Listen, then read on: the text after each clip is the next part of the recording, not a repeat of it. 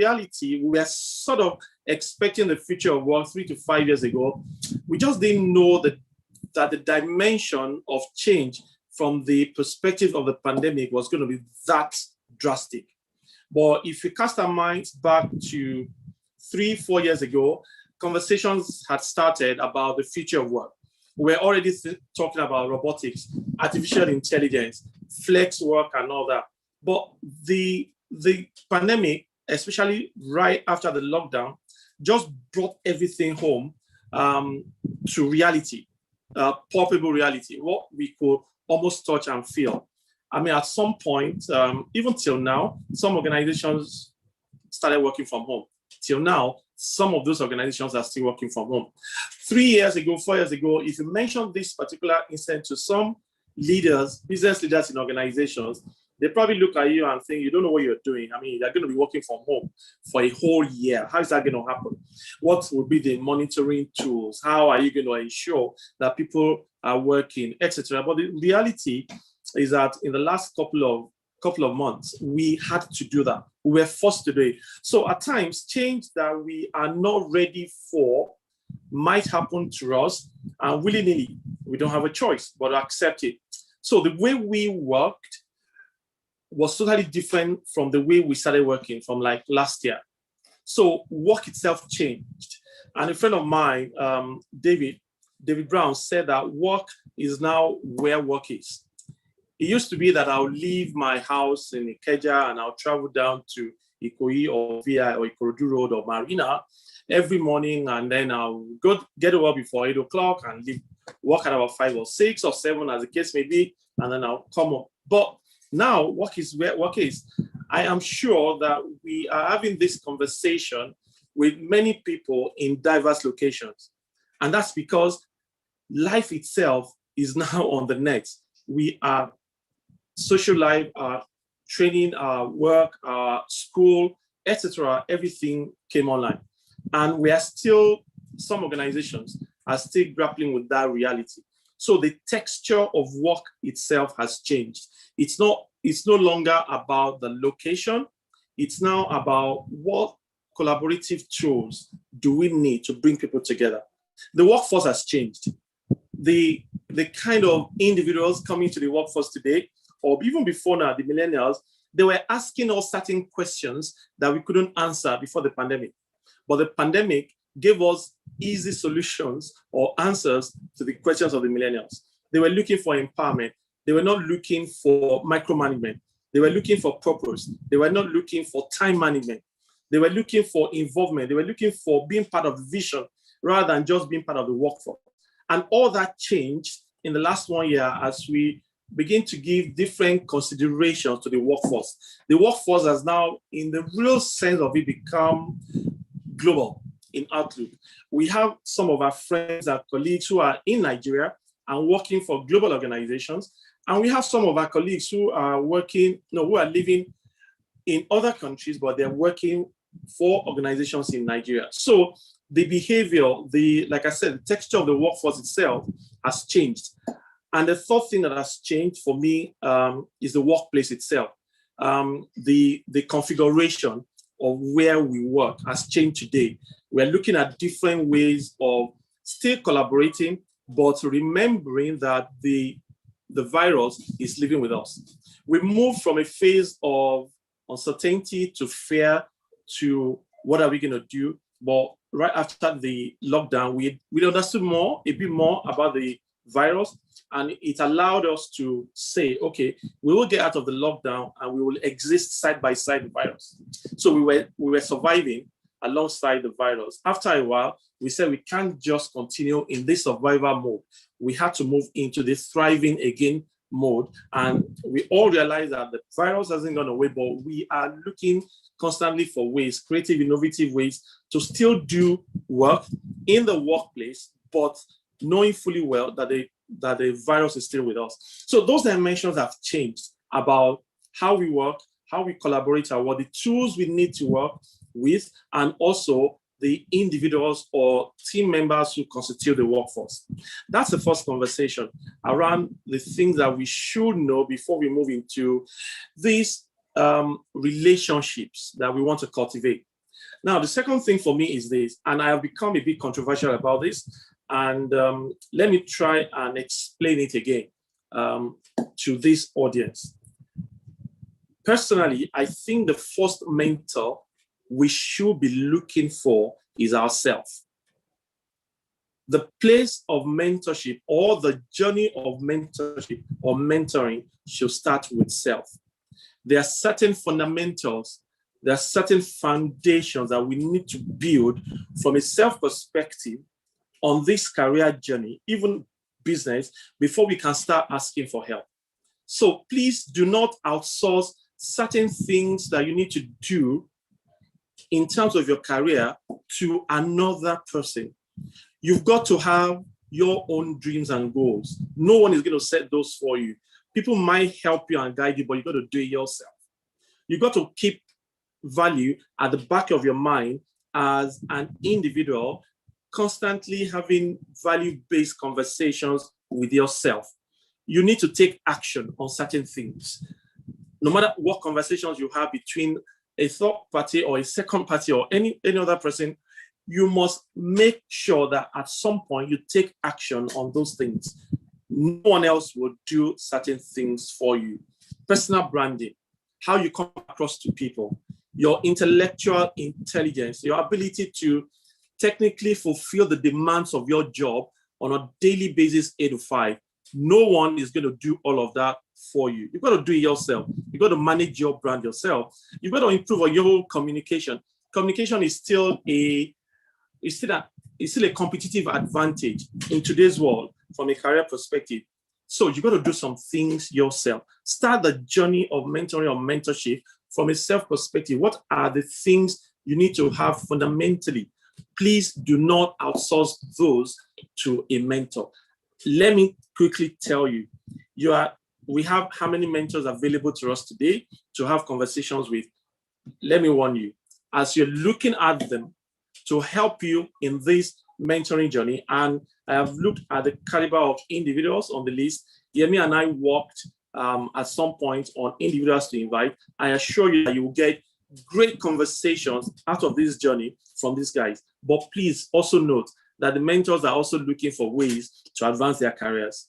You are therefore not going to just say that I have a mentor, therefore I am dumping things on them. No, there are some things that you need to do.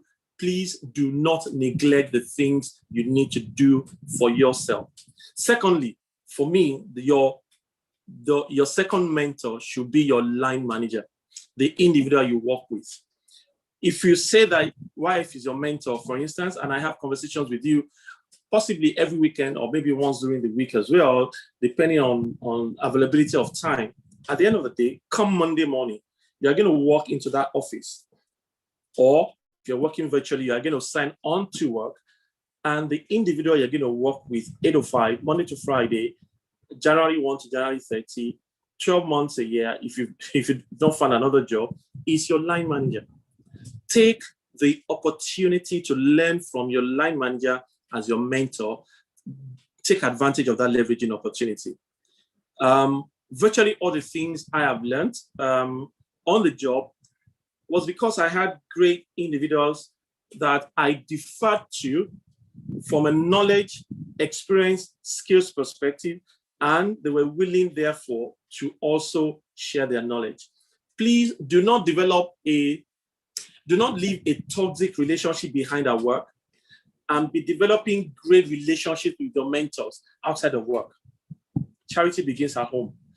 And you can tell me that, Yemi, you don't know what you're talking about. My manager is X, Y, Z. I understand.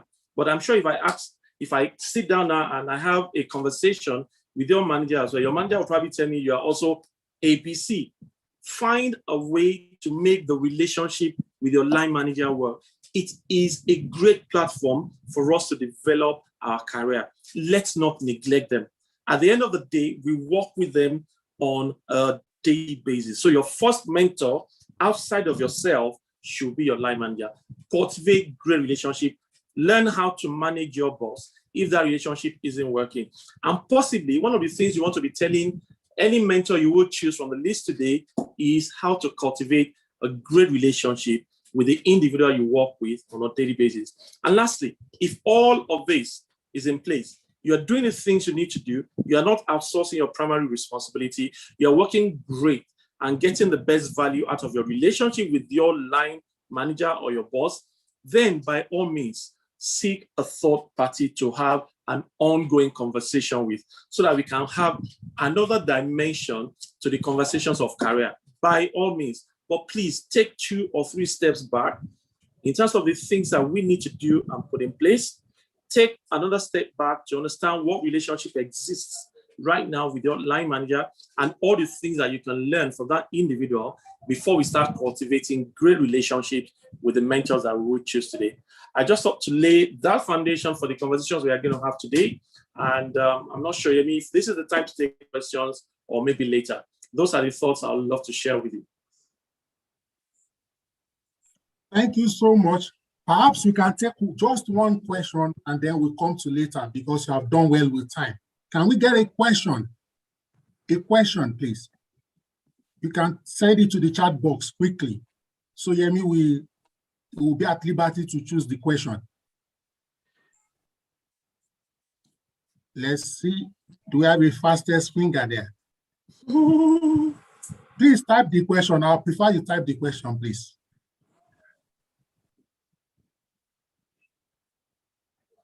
Okay, Samson is saying, thank you, sir. I have Elder's message. Abraham Oyeledu says, legendary. You spoke about quite a number of key things in short time. Okay, we've been seeing a lot of pleasantries, so I guess we'll come back to the questions later, time permitting, and the people may be privileged to be in your group. At this juncture, we'll just quickly move to the next keynote speaker. Ada, please, I know you've been available since. Thank you so much for your commitment. Ada is the head of talent attraction and acquisition for Europe and Africa region, okay, at MAISC, and I hope I pronounced that well anyway, AP Mola MAISC. Ada Onyeri is a seasoned senior HR leader. Take a listen to that, senior HR leader, to have senior and leader together, and speaker whose 16+ year career story spans across functions and geographies. She is passionate about people, fulfilling potential, and has contributed immensely to talent development, formally and informally. Ada believes in the place of vulnerability on our path to becoming, and is well known for her candor, determination, humility, creativity, charisma, and humor. Ada believes that life is beautiful and we owe it to ourselves to live it to its fullest. Ada adores God and remains in awe of his wisdom and love. On the family side, Ada is married to Ogo, and together they have 3 lovely daughters.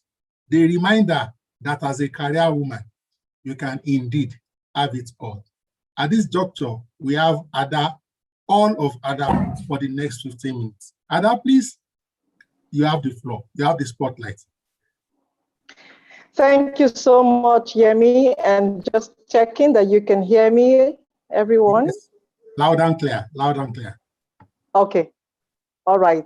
Thank you. And I want to say thank you to the Covenant Nation for organizing such a forum as this. This is definitely what the church was meant to do, impact lives. And like I've started with you, Yemi, I stand in awe of what you and the rest of the troop are doing with regards to these communities. I also want to thank you for this opportunity to share your Saturday afternoon with us. And this extends to all the participants that have joined from all over Nigeria and beyond. A special thank you to my big brother, YF. And you know, when you speak after a veteran, I think the only thing you can say is, I concur all of the above. So if my speech is that short, it's because I have just said all of the above to what my dear brother Yemi Fashion has said.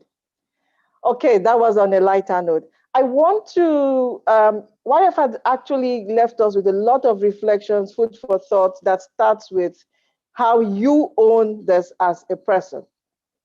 And over the next few minutes, I want to speak to the people on this call who I believe are sharing the same profession as myself, human resources, and passionate about human resources. Let us excite ourselves a little bit in terms of what has changed, what we are grappling with today, and anticipate the future, and how then do we together address the needs of the future from a human resource professional perspective. Okay, so this is not about the battle or the battle of words between whether it's personnel administration, personnel management, or human resources. No, this is really about what we are experiencing today. If as I prepared this, I was reflecting. If you ask HR professionals, what keeps you awake at night today? And we all HR professionals, you know, what keeps you awake at night? What are those key challenges that you are facing with? What has changed about your role? What are your stakeholders expecting of you? That today, as YF said, has been accelerated, right? We heard a lot about the future of work, but thank you to COVID. Usually you don't say thank you to a pandemic, but I think we can say thank you to COVID for accelerating the future of work for us. And so one key thing that every HR professional would realize that is a key requirement is that we have automatically become the change leaders. During the pandemic, leaders, business heads who had done strategy sessions and anticipated where competition would strike or not, nobody anticipated where the pandemic will strike. And all of a sudden, we all had to sit down and determine how can business still be sustained. But it was a lot about realization that you can't do this without people. So bring forward that conversation about HR having a space at the table. We already had that opportunity thrown into our arms, our laps, straight on with COVID happening. So in this VUCA world, when we say VUCA, I guess we know what that means: volatile, uncertainty, you know, and that has accelerated the importance and the relevance, ambiguity, the complex and ambiguity. That has accelerated the role of HR. So we need to anticipate change. It's no longer a buzzword. It is what is happening to us. The role of HR, and most of us who have been in this profession for at least a decade would understand that the role of HR has shifted from being that authority voice in the room to more about influencing the leaders. So in many organizations, some of the tasks that have been done by human resources before have been off-boarded to the line managers. As we say, the line manager is the first line human resource leader that every employee sees.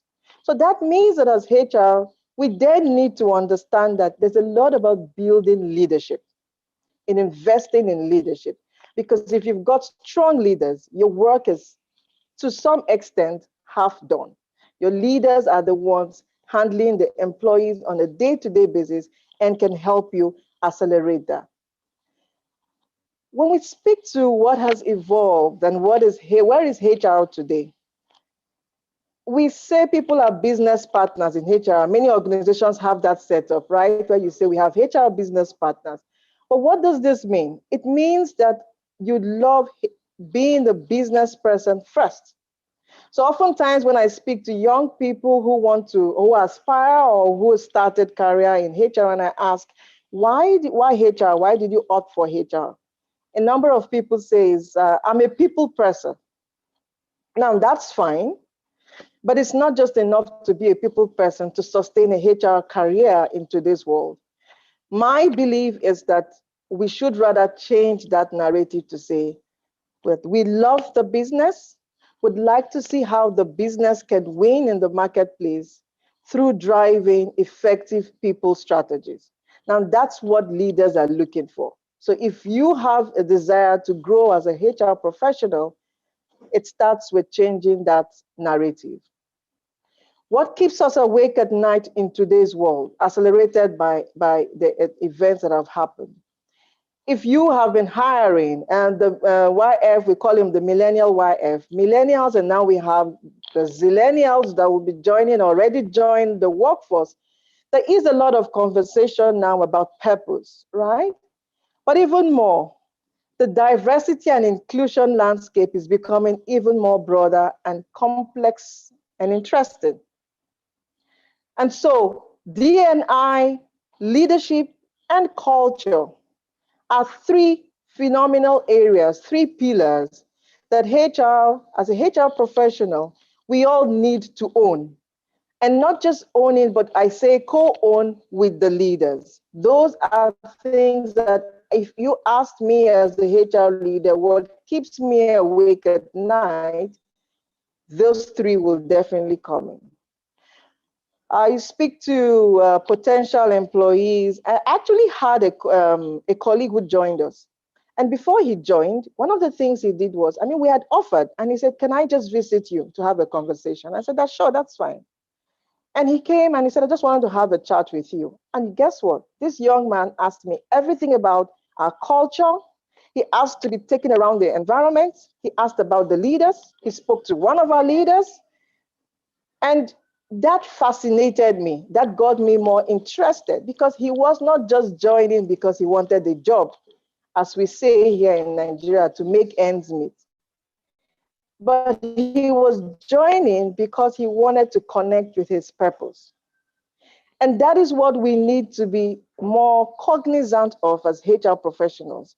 That is, the tables are turning, right? Today we say probably it's an employer market, or previously it used to be an employer market, but it's fast changing, right? To becoming more of an employee-led market, the talent market, where the employees know what they want, or the potential employees know what they want, and will demand what they want. When we spoke, I think Roy have mentioned about the remote work, world of remote work, and I want to speak to what has that brought on board. The focus now has shifted from just being catering for employees' physical needs to becoming more of employees' total well-being. A lot of focus on mental health. So HR professionals, it is not just about providing HMO standard offerings, but it's a lot more about mental health in this space of remote work. We saw that last year, a number of people dealt with that, plus all other attendant issues with families and other requirements. And last but not the least, when I speak to the world of now, I want to highlight is about data. There's a lot of reliance on data. What is changing? What are we going to see a lot more? Data will still be there. How do we unpack the data that we have and what do we do with the data? So as a HR professional listening to me today, I want to challenge you to say, what does the data I have say and what can I use that data? So data literacy is becoming more of a requirement than an exception. Data privacy, what are the implications? Just to excite you a little bit, it's not just in the European countries. We have it here in Nigeria, right? So what does it mean for us when we store data? What are the implications in terms of legal requirements? The varied workforce, we're dealing with, YF spoke it from a workforce perspective. We have multi-generational. We also have the gig economy we've been talking about, perhaps lighter experience now, but it's coming. When I speak to what's coming, what to expect, where as HR professionals, you're not just dealing with long tenured contracts, you're dealing with freelancers, short-term consultants. People want to work at their own space. And then add this dimension that you deal with robots alongside humans. How exciting. So that is the space we are going to in a few years from now, where digitization takes the space. Technology decides and not the exception.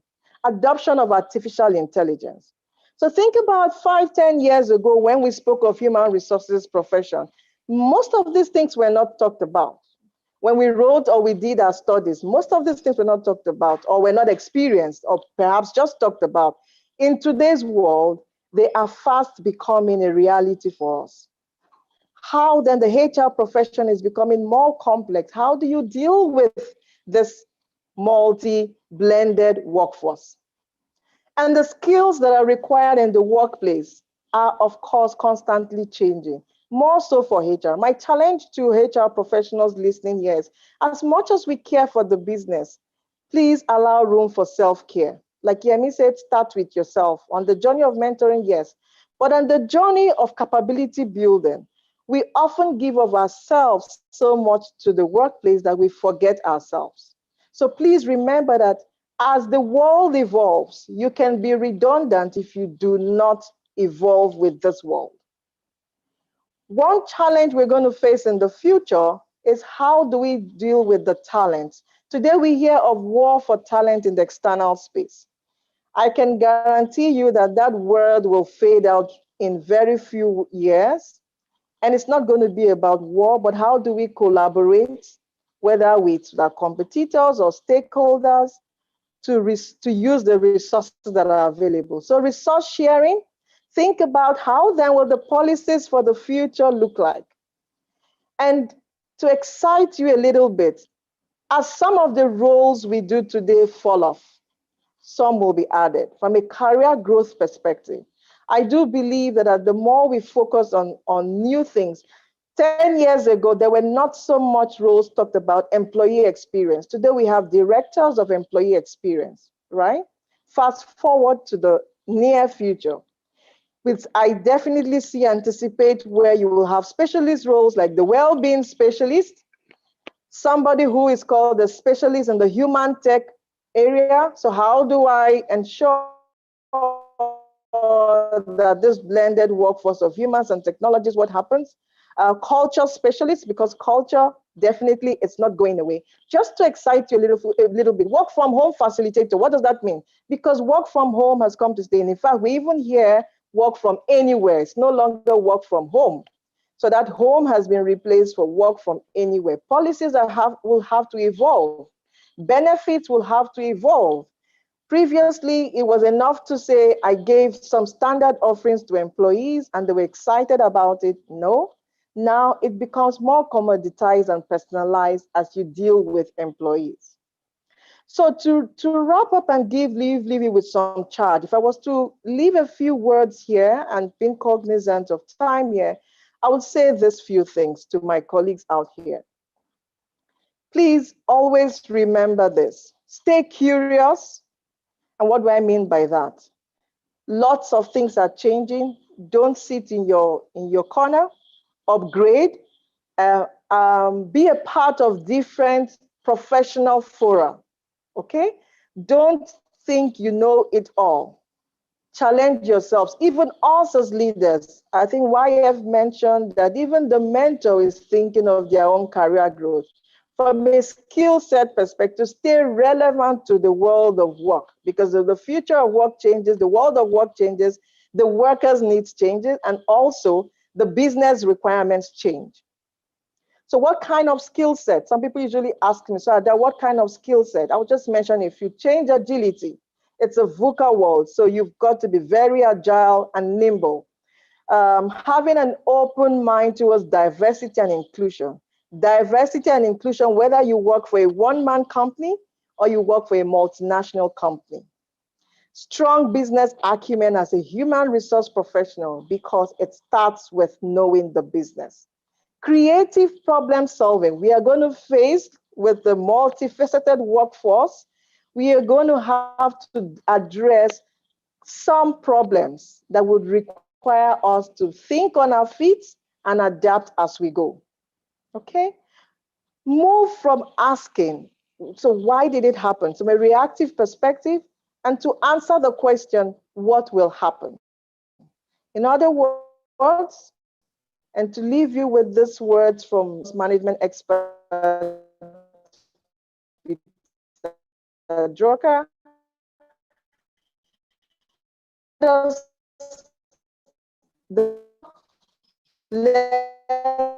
us already create the future. And thank you too, and I hope to meet some of you in the breakout sessions, but I do hope that this has left you with some food for reflection of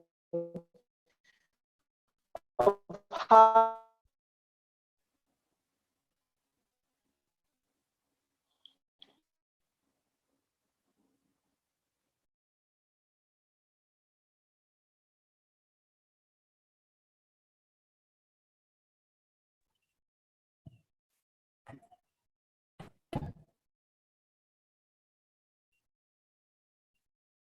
Thank you so much, Ada. I suspect the network in your space right now is low. The bandwidth is low. Thank you so much, Ada, for those insightful words. You really reinforced and added significant value, taking it from where YF stopped. We really made the right choice, selecting you to be the keynote speaker today. Thank you so much, Ada. Do we have a quick question for her? Now, we should proceed directly to the breakout room session. So please, anytime from now, from the back end, you will be moved to your breakout room and to your mentor. Okay, please. Hi, Yemi, sorry to interrupt you. We're about to create the breakout rooms. That will take just a little bit of time, maybe like 5 minutes. And while that is happening, there are a lot of questions that have come in for both Ada and YF. Would you like to attend to those? They've come in through the chat room and I've seen quite a lot of them, a couple of questions have come in. So would you like to, can YF answer those questions or Ada answer those questions? Would you like to look at the chat room and then we'll go ahead and create the breakout rooms, okay? Thank you so much, Ema. We'll just do right that as the distribution to the white breakout rooms is ongoing. Okay, YF, please confirm you're available. Ada, please confirm. You don't have to unmute your video if you don't want, if that will help, No, I'm fine. I'm still around. I'm still around. Okay, good. Thank you so much. I don't know, would you like to take any of the questions or you prefer I read them out to you? Actually, I've been responding to the questions as they were coming up, but I'll just go through the chat box again. I was responding. So, Toba Best, before Toba, somebody asked a question. Somebody said, okay, I think it was Joy, okay. So what are those responsibilities we shouldn't outsource to a third party? And I responded saying that setting your goals, nobody's going to help you do that. Self-development, if you're not in love with self-development, you are cheating on yourself. Nobody's going to do that for you. To take actions on the conversations from here, from your mentor, from anywhere, that is your responsibility. You've got to take action. You've got to take risks as well. I mean, time will not permit us, but with my own career, I've taken huge risks over the last almost 30 years. That's the reality. Your career growth will cost you some things. You need to be prepared to make certain sacrifices. So all those and maybe many more are the things no one can do for you. You can't outsource them to anyone. Okay? And for Toba, I said to Toba that your mentor is someone you should be able to share your career dreams with.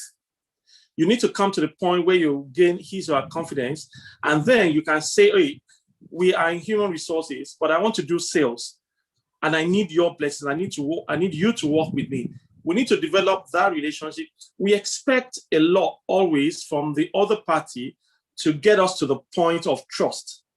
We shouldn't forget that the responsibility as well lies on us to engender trust in that mentor-mentee relationship. And I said to you, Toba, that a great mentor will give his blessings or her blessings. How do you manage a situation where your line manager isn't modeling a mentor figure? It's an easy one. Find another mentor. Just find someone else. If you've convinced yourself that the issue isn't with you primarily, right? You've done introspection, like I mentioned, and this isn't working. Find another mentor. And if the relationship with your mentor, like I said to somebody, I think it's Elizabeth Olubukola, if your relationship isn't working with your line manager, you think it's toxic, you don't think it's great, then again, have an exit plan.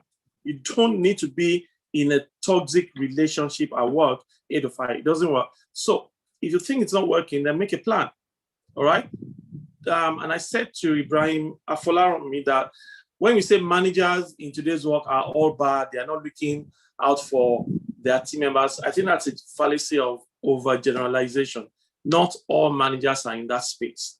If you have that experience, again, go back to what I've said to other people. Introspect. If it's not working, make a plan. Those are the questions I've seen so far. Not sure if there is any other question for me.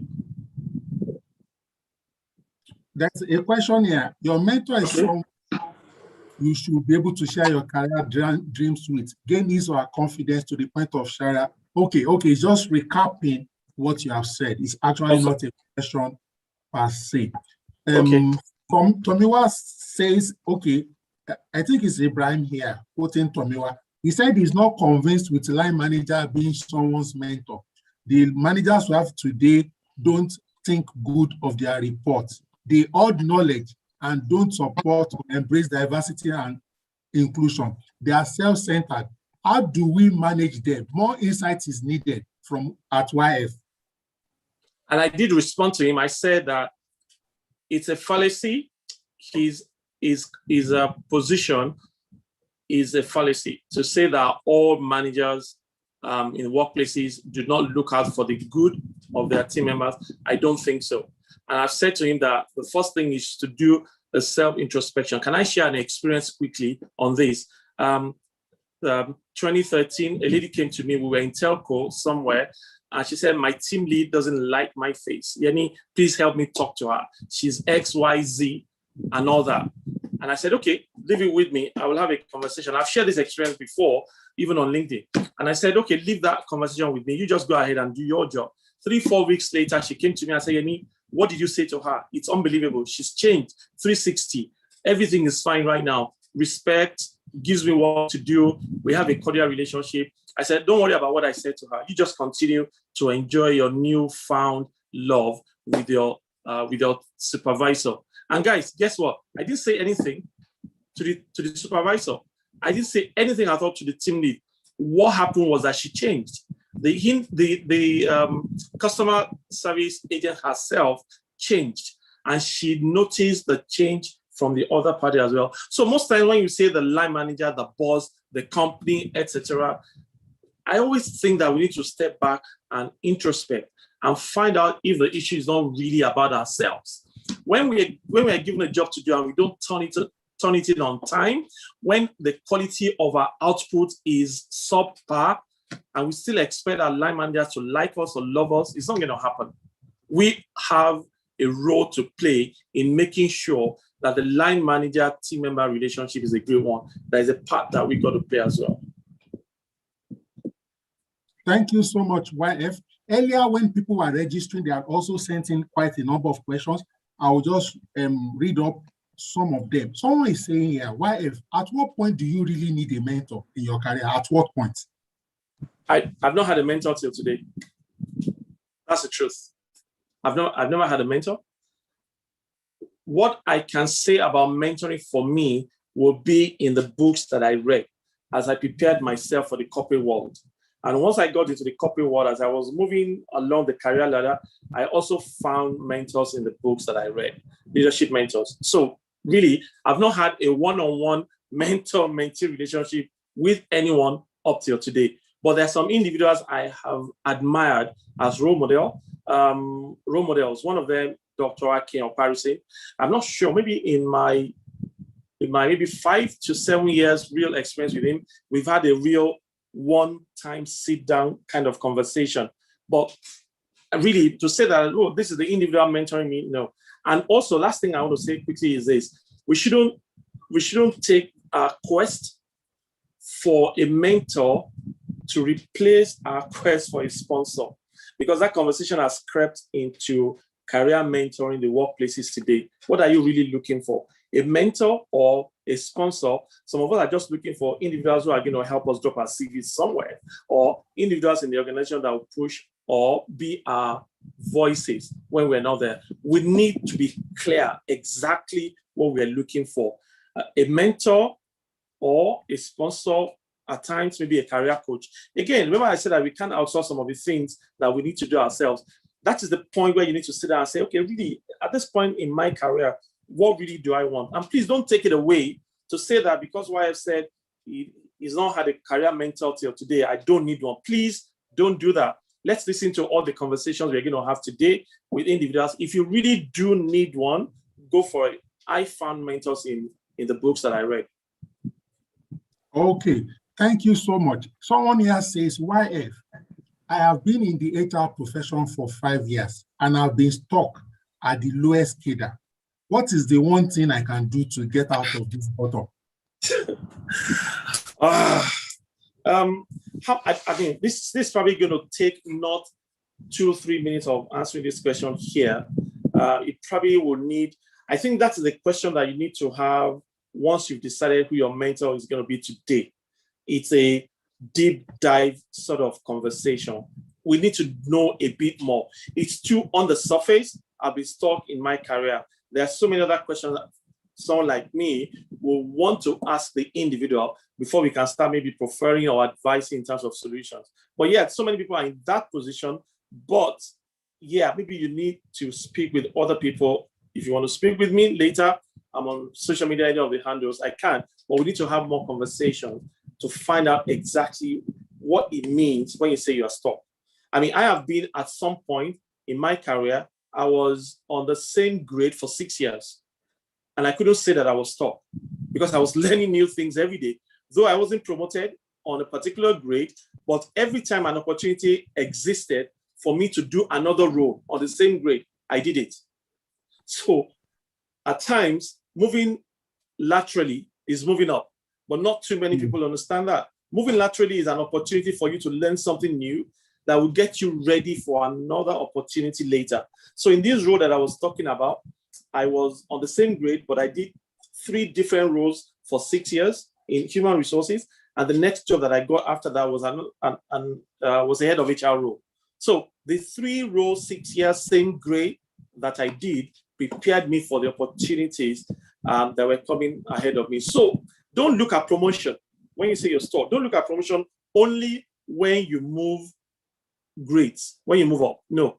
A lateral movement to say, this is what I've done for 2 years or 3 years, and it is becoming boring. I think I've grown this. Or there are other opportunities within the same organization, and you have transferable skills for those roles. I would advise that we go for it.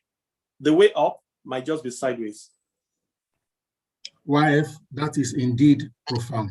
I have a question for you here. It says, YF or Ada, how can HR professionals influence professionalism in the public sector in order to transform governance? Should I allow Ada to answer that? Don't run away, YF. I'm here. I just don't want to hold the mic alone since Ada is available as well. I can respond. I'm not running. Okay, I'm here. Thanks. I haven't worked in the public sector, but I think we all have experienced the public sector, right? And what I do say in terms of this, and permit me to put this as a disclaimer, this is not limited to the public. I want to say is that irrespective, start with where you are. If one could do the space, we find this rather than focus on what we can change, we are challenged to whoever is putting this, that please start with what you can change in your ecosystem, in your little family. And the chances are that it will rub off on other people. It doesn't take long for that to come through. And we've seen that happen where you stay true. It also helps for you to adopt what you may call ambassadors, right? When you want to launch an initiative. So where we say in the corporate sector, we talk about change agents. In the public sector, you can also speak about sponsors of your initiative, right? That could then, on a leader level, higher leadership level, higher level, be the voice to accelerate that change which you are driving. But it must start with you. Okay, if I could just quickly add to that, let me say also that from the institute perspective, a lot of work is going on, right? We have deliberately and intentionally cultivated the public sector in the last 2 to 3 years. And I promise you that the Office of the Head of Service of the Federation is in partnership with us so that we roll out the best practices we've been talking about across the different states of the Federation. A lot of work has gone on from a leadership perspective at the CIPM level. So we're not just holding back and preaching, we're actually taking the messages to public sector, both at the federal level and at the different states level. Thank you so much. We have another question here. It says that, how do you transit from an HR generalist to HR specialist? How do you transit from HR generalist to a specialist? Okay, I'm going to say something very funny, and that I'm very just quick one. Google it. Google is your friend, as we say. All right, so that's the easy answer, right? But realistically, I think that is a very practical question. The reason I said I was just, so in my company, we're going through a HR transformation project, and we are having colleagues, right, who we're currently talking about staffing people into the new organizational structure. And so there's a lot of conversations about people in that room. And there was this gentleman that we're talking about who has done payroll for a number of years. And the question was, where does it fit? Obvious was where everybody said, there's a payroll specialist role, right? But then the question was, what does this man want? Probably I don't want to do payroll for all my life, okay? So it is natural that some people want to shift from generalist into specialist roles. Now that's why it gets tricky. What I tell people is seek to start showing that aspiration. Oftentimes advertised.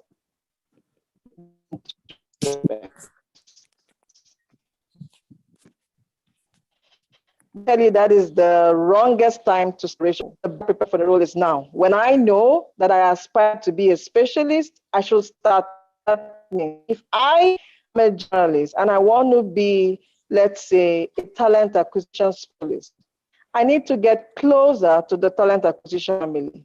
In the office, in the previous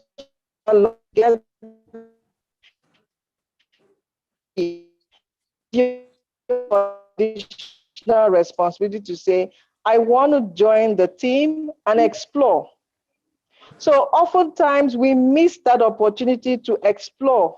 Can you hear me? Yes. Yes, we can. Yes, we can. Okay, I got some feedback on audio. It's better now. Okay, oftentimes people miss the opportunity. People miss the opportunity to explore. So when those opportunities come up, people are out, even if it's a short-term leave, raise your hands. Tell your line manager. Most people keep their hands up. See, you don't gain any favors by doing that. Line managers be a special. So go to those rooms to discuss opportunities. It's not going to put you, keep talking about them beyond your line manager. When you connect with the leader of that specialist team, in the workplace, sometimes we meet at the coffee centers or you're in some cross-functional meetings, drop a hint that I like what you do. I'm interested. I would like to learn a little bit more. Show that curiosity in what they are doing. Ask to say, how can I support you? Exchange value. The chances are, if I were the leader of that team, and tomorrow I have an opportunity, who am I going to pick? That individual, that lady who had shown interest in switching over to my path, over the one who had kept that interest to themselves.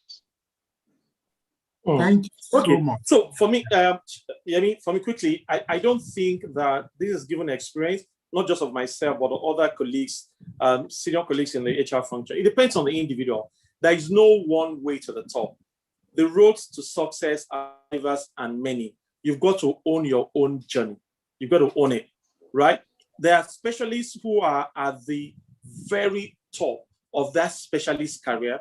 They're working in organizations represented across different continents, and they are in reward, and they are global reward managers.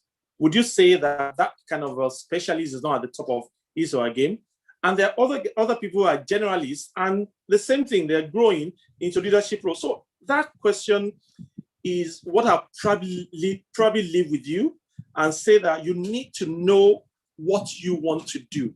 If you've settled for a particular path, specialist or generalist, then all the things Ada has been saying, self-development, awareness about what's going on, which organization, for instance, are you applying to get another job, all that will now be fully hinged on the fact that you know what you want.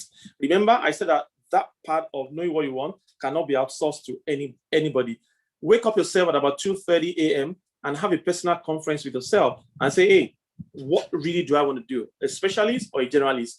Both can get to the top of their games easily, but you've got to determine exactly what you want to do. Somebody is asking quickly, Yemi, about the thin line between a sponsor and godfatherism. And let me not share the table on this platform. Let me just say to Titila Oladipo, I posted on this about 4 or 5 days ago, I think last Monday, on LinkedIn. Go check that post. It will answer your question. Wow. Straight and direct. We have a question here, and it says, when one is looking out for a volunteering opportunity, what should you look out for?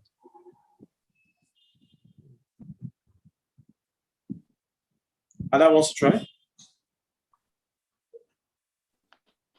I'll try. I hope this network thing works. I'm getting feedback that you can't hear me in between. Sorry about that. I am actually switching modems in between. That's the real world now. Okay. Volunteering. What if I got the question? What do you choose, or what do you consider? Yes. What do you watch out for? For me, it's how does it connect to my what next? Like that. How does it connect to my what so next? What the question for me, the answer is that this connect to my what.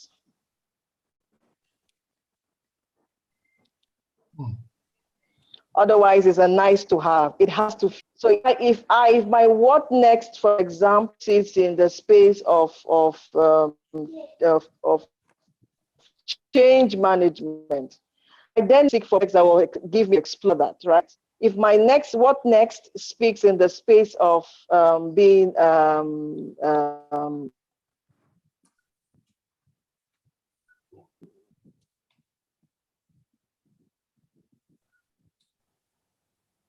I think we lost you again, Ada. What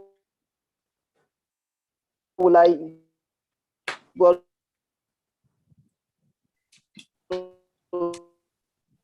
okay, I think we lost you. Now, wellness specialist. So it.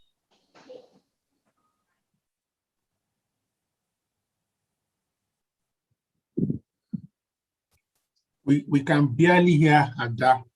Yeah, if I could just quickly help, I think what Ada is trying to say is that don't just do it because everybody is doing it. Don't do it because it's a new fad, it's a new hype, volunteering and all that, so that I can find an opportunity. How does it connect to your next step? If that volunteering connects to your next step, then you probably won't be doing it because you need to get money out of it.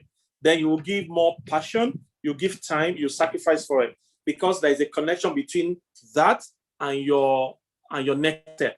So if that is what you want, then go for it, right?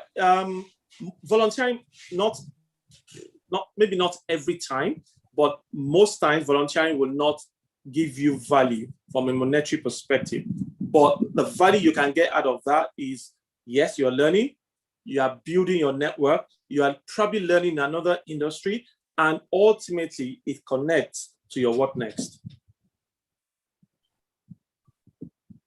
There is a question on the chat group for UYF. Okay, I can see the banter you threw on the group, and people are responding appropriately. Okay, someone is saying, how do you know the best person for a role if you as the HR, you are not familiar with that job function? For example, financial controller, and all the candidates appear to be eloquent and well-spoken. Okay, so fundamentally something is wrong. If you are the one and the only person interviewing for a role where your own competency is or can be questioned, you need somebody else in the room who will be able to go through competency-based questions with the candidate. If you don't know anything about sales and you're interviewing for sales, on what basis are you saying that all the candidates spoke well? On the basis of English or on the basis of competencies required to fulfill the deliverables of the role? Getting an accountant or a finance person to sit with you in the room, and you can clear the HR questions, the culture questions, the behavioral questions, whilst the individuals who are technically competent in that field can join you to take the competencies required for the role. We can't, the position is faulted ab initio. If you're recruiting for an engineering position and all you know is human resources, something is wrong. You can't get the best out of that process.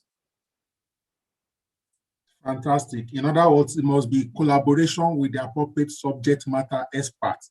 And most especially the line manager, who is a recruiting manager for that role.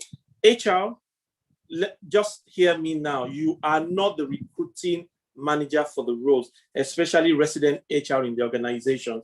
We manage the process, we agree timelines and all that. We are not responsible primarily for recruiting into roles. The line managers are. Our job is to work with them. So if you are recruiting a finance person into a financial controller role, please, the CFO should be in the room with you, because that should be the hiring manager. We miss the fundamentals from time to time. Fantastic. So we are just facilitating the process. Yeah, shared responsibility, no doubt. Fantastic. There's a question here. Oh, I just missed that. Someone here is saying that, let me see. To have a great career in HR, do you need to work in an organization or have extensive experience in an organization where HR is a core business function, like an HR consulting firm? Sorry, say that again. Can you take that again? To have a great career in HR, do you need to have worked in an organization like HR consulting firm, where HR is the core business function? Not necessarily. There's so many great, successful guys.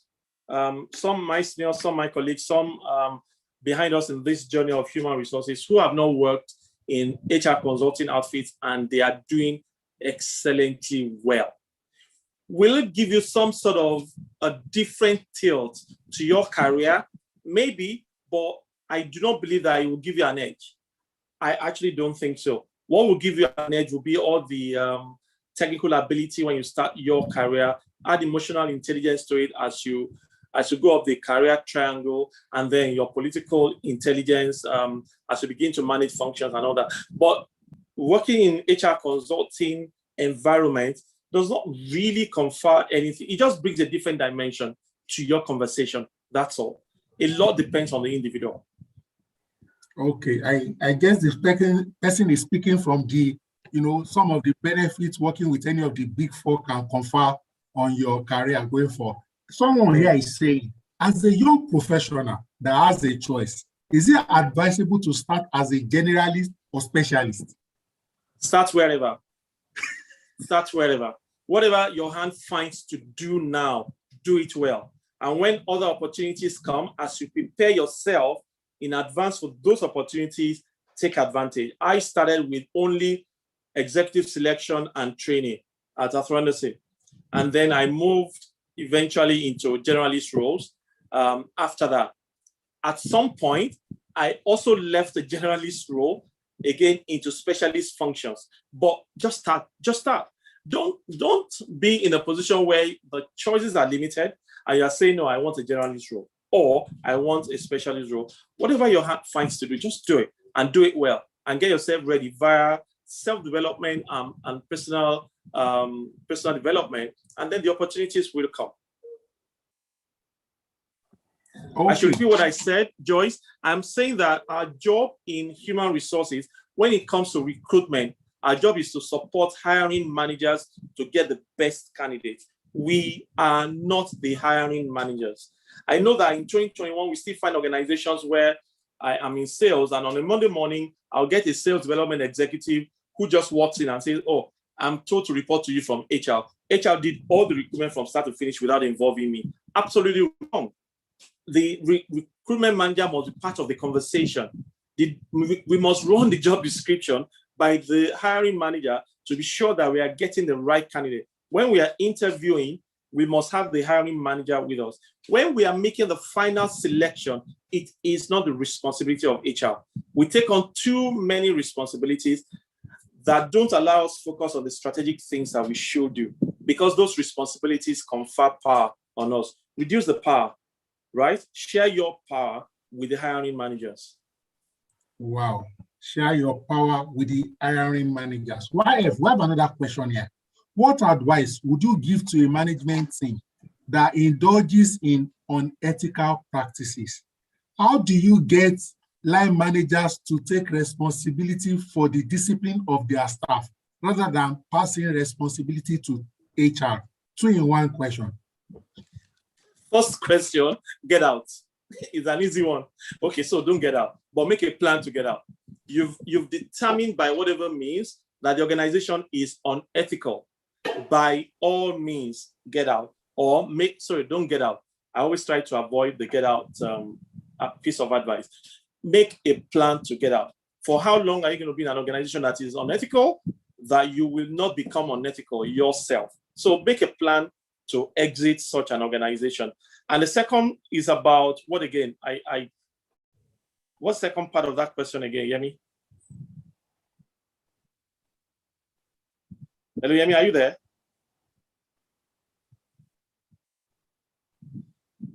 Can you guys hear me?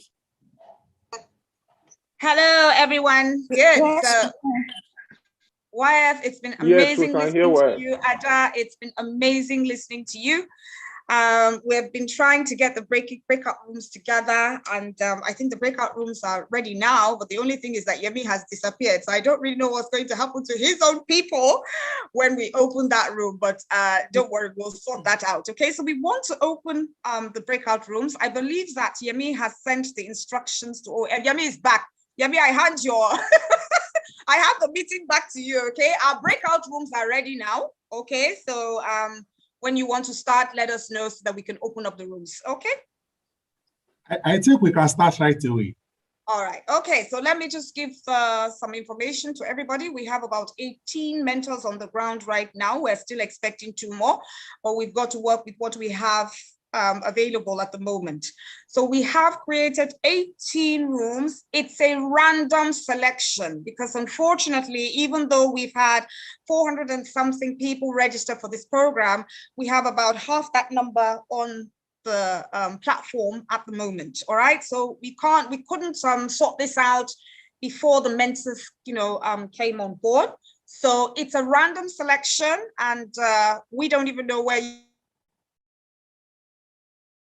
you're going to be put. Once we open the breakout rooms, just be happy to be with whatever mentor, all right, that you find. And please do not be, discriminatory. I'm going to use that very sensitive word, but I'm going to use it. Never get into the position where you believe that you want a specific person. And if you don't get that person, then you know what? The entire exercise is of no consequence to you. No, please don't do that. Wherever you're sent, we are in a Christian community right now. One of the things that we believe in is that God has a hand in everything that happens to us, all right? The Bible says that we're to give thanks, all right? Because this is the will of God concerning us. So, for instance, if you don't get Ada, you don't get YF, you don't get someone else that you wanted, all right? You don't get Opempo, you don't get Uamaka, you don't get Sinuke, you don't get Kamal, and you end up with someone else that you really in your heart probably didn't want to listen to. Please don't be discriminatory. That is the person that has a message for you today, all right? So I'm going to open the rooms right now to the mentors. You're all co-hosts, so you don't have any problems. I will open the rooms right now, and we'll see you. Yemi, how long is this exercise for? I believe all the mentors have been given the instructions, right? How long is this exercise for? 1 hour, 1 hour. 1 hour. Okay, so we will open the rooms right now, and we will see you in exactly 1 hour. Now,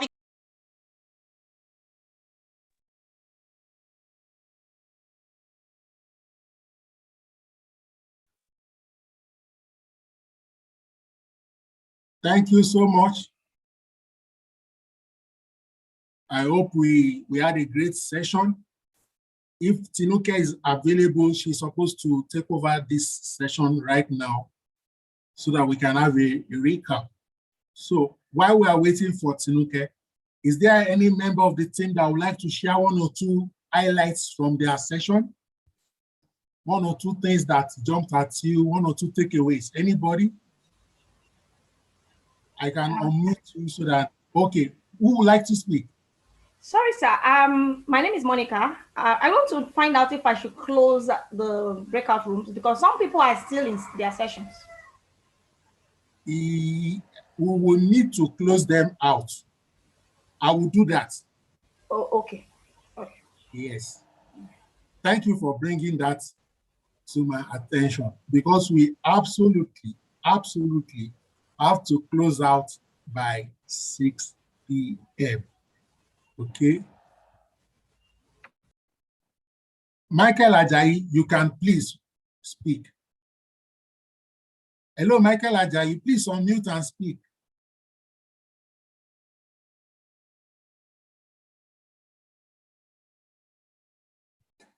Let me look for Michael. I can see he's raising up his hands, but I can't see him. Okay, I've seen him now. Hello, Michael. You have the floor. Yeah, hello. Good afternoon. Oh, Good afternoon. good evening. Good evening. Hello. Please proceed with your highlights, your key points, your takeaways from your session. Okay, yeah. My major takeaway from the session has been something of one way or the other trying to, judging myself regarding that as regards to, bringing in emotion as to why imposing the sanction code of the organization.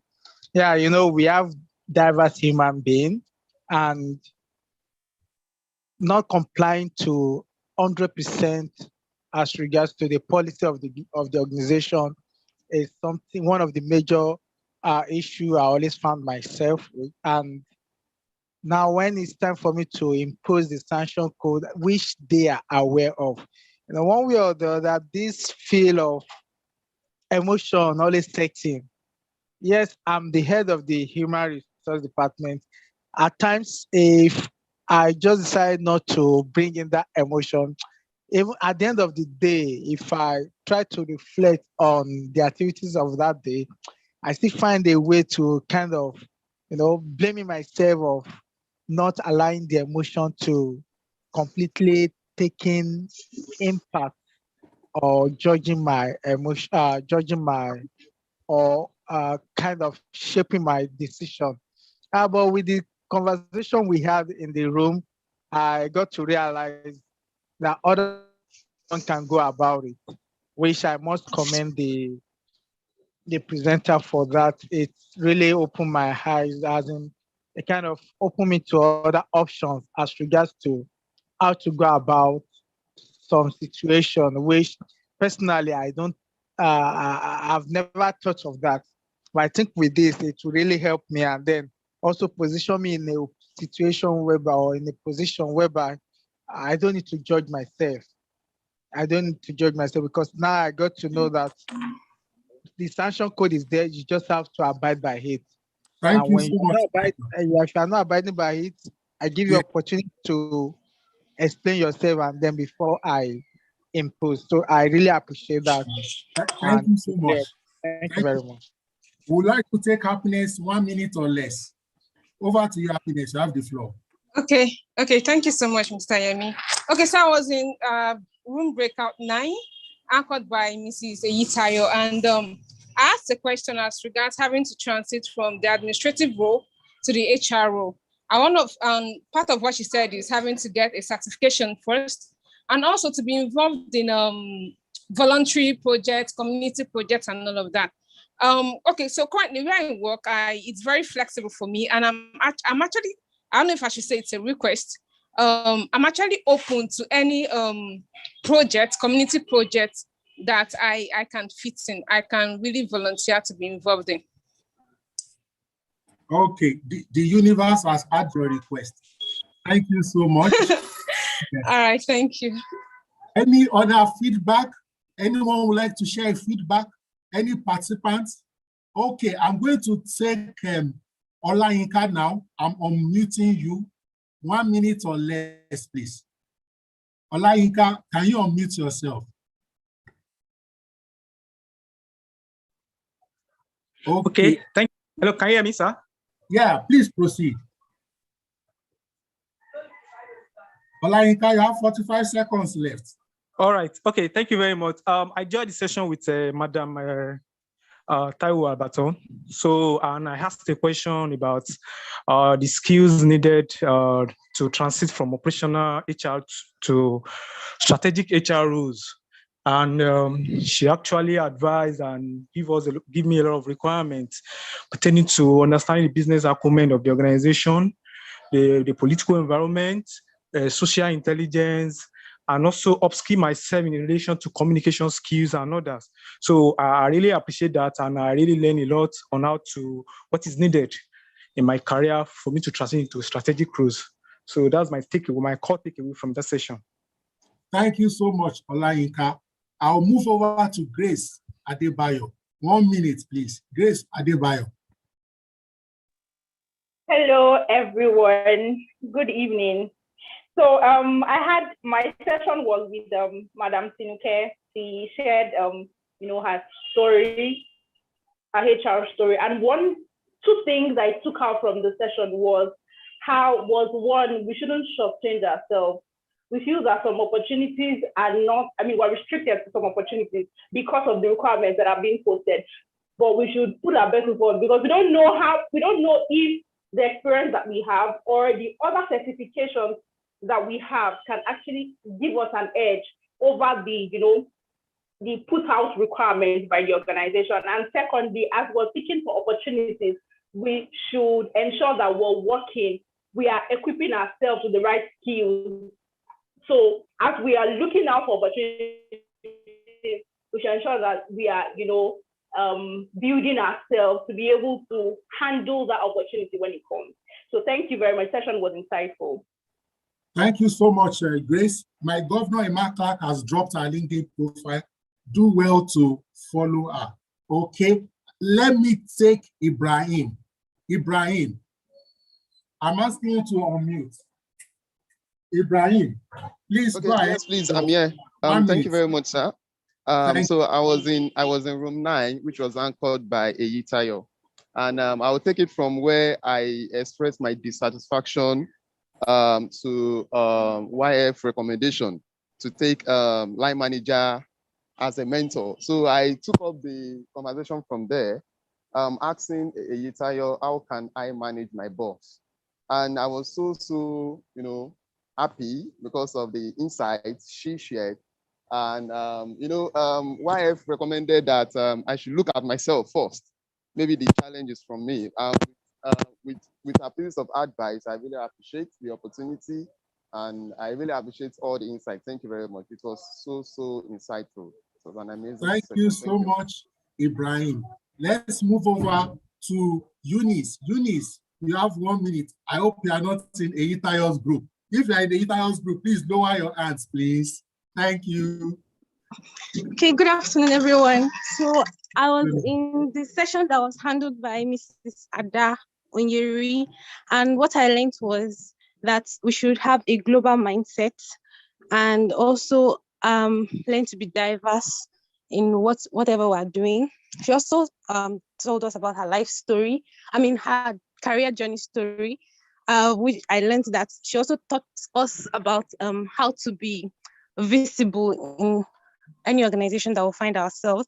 And it was such a pool of learning, so much to take in. So yeah, that was just majorly what I learned. Thank you very much. Thank you so much, Eunice. Let's go over to Oluwatoyin. Hello, good evening. Can you hear me, please? Go ahead, Oluwatoyin. Loud and clear. Okay. I was in Oluyemi's session, and we had a wonderful time of exchanging ideas. And I just wanted to add, because a number of people mentioned that they had to move from wherever they are to HR, and they notify their line managers, their business partners, their HR, this is their intention.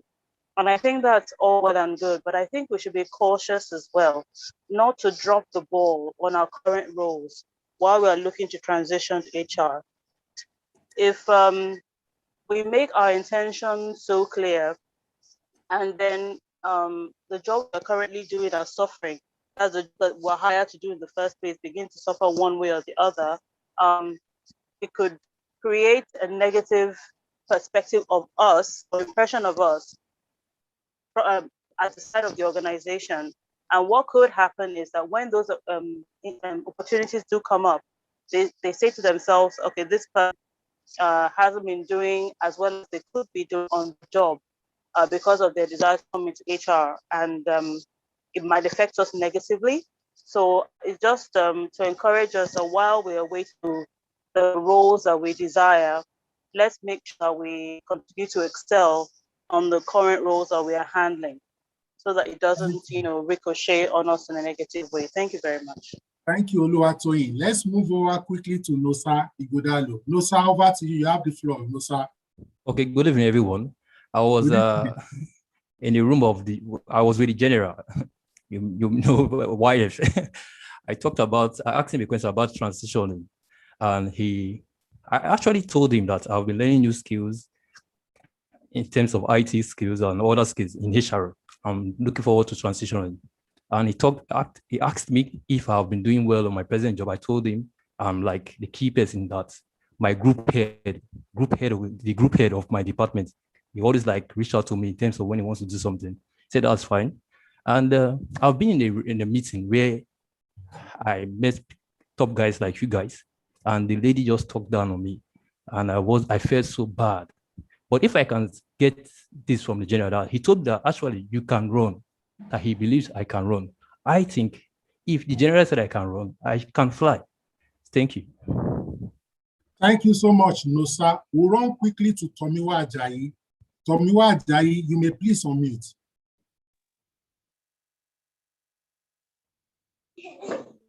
Okay, thank you, sir. Good evening, everyone. I was in room 10, hosted by Hada Onyeri. It was a wonderful session. My colleague Eunice, I think it was Eunice or Esther, spoke. Okay, so she enlightened us on HR certifications we could do aside CIPM. One of such is HRCI. Another is SHRM that she mentioned. Then I was also enlightened on standing for integrity, where one finds himself in a work environment where policies, systems, structures are abused.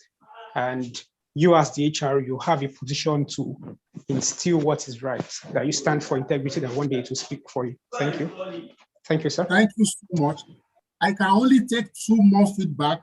I will encourage everybody who has raised up their hand to please drop their thoughts in the chat box. We would like to harvest those thoughts.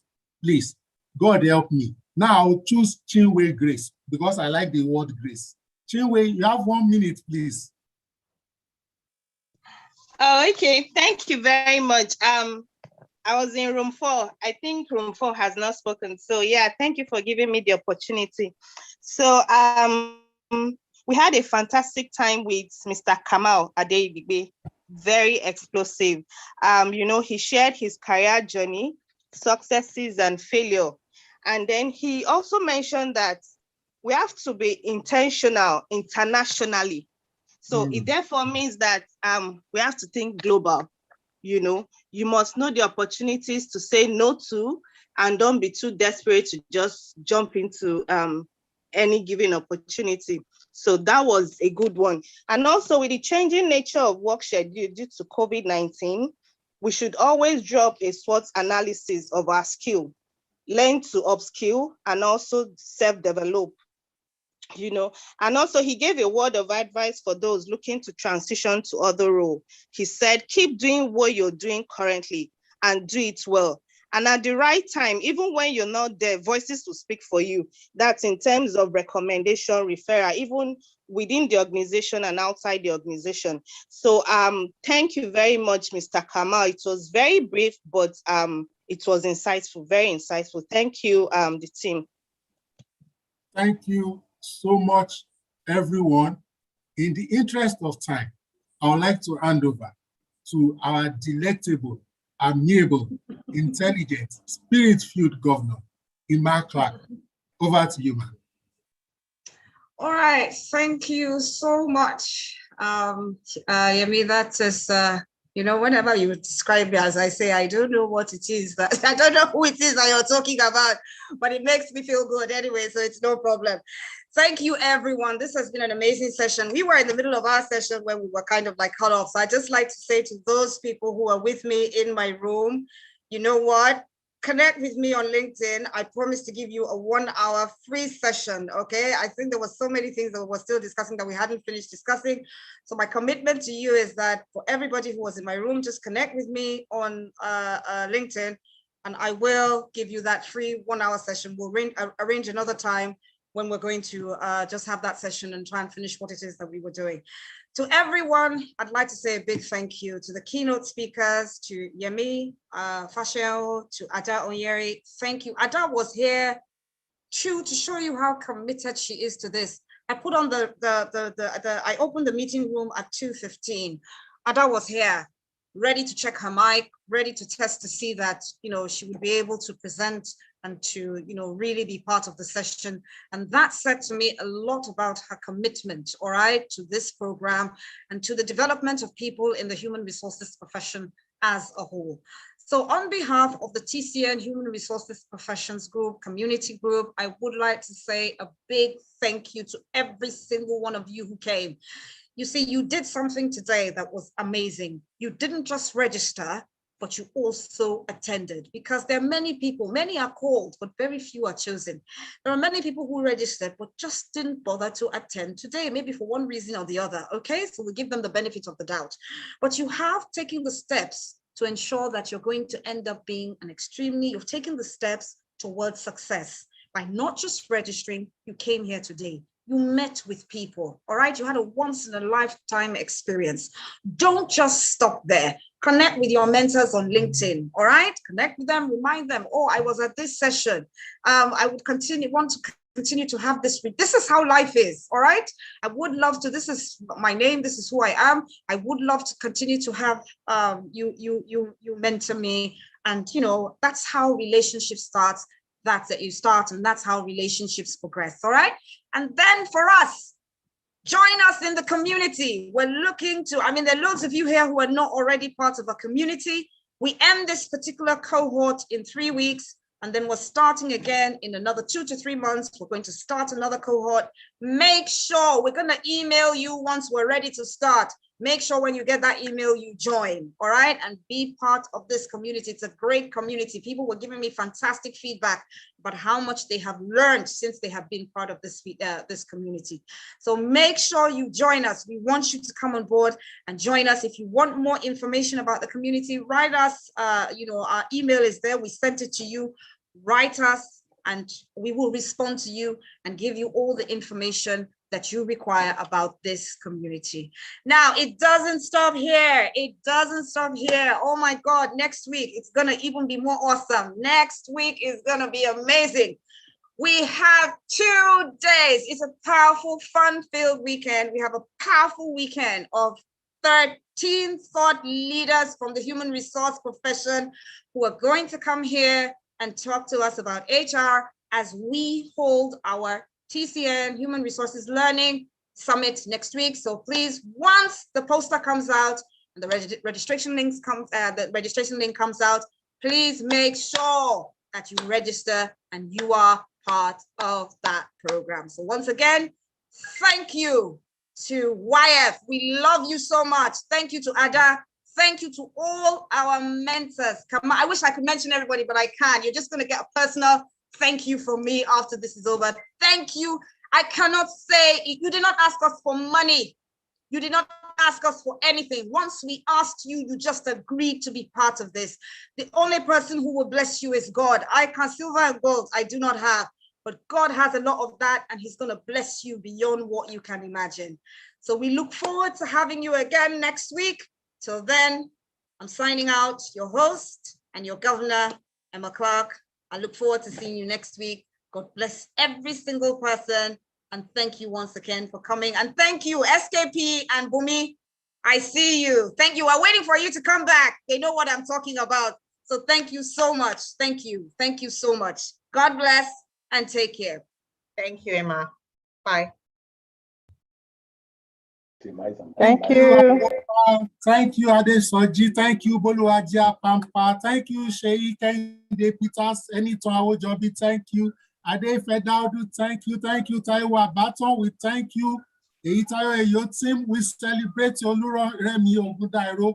Thank you so much, Bumi Akonwo. Thank you, Kamal Aderibigbe. Okpemipo Ilesanmi, we say thank you, Amaka Nzewi. Thank you so much, Victoria Oshokoya. God bless you. Ronso Damiro, thank you so much. Thank you, Yemi Fashio. Thank you, Onyeri. We love you. Thank you to all the thought leaders. Thank you for your support. Please stay connected and grow in your career. Great grace, great grace. Bye-bye for now.